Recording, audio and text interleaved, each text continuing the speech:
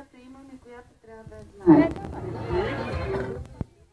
Ще бъдат създадени така наречените социални магазини и социални аптеки, в които цените, на които ще купувате продуктите, са изключително ниски, тъй като ние сме направили разговори с много големи фирми, когато те доставят на нас, доставят под цената, която е в, къде да кажем, в Lidl, в Kaufland.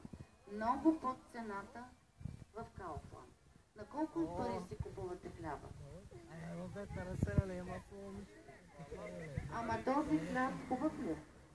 Горе-долу бива. Ние ще ви доставим максимално качествено на цена 60 стотинки. Ще бъде, вие си купувате в момента хляб, който е 500 грама и без качество.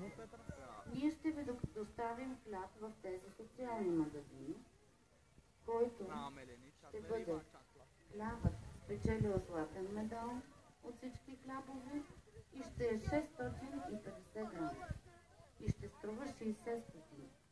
Освен това, всички продукти, които са необходими за първа необходимост, ще бъдат доставени на много ниска цена.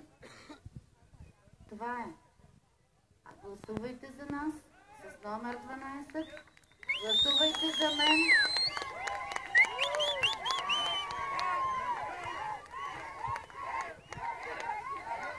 А вие тук, Сладури, ходите ли?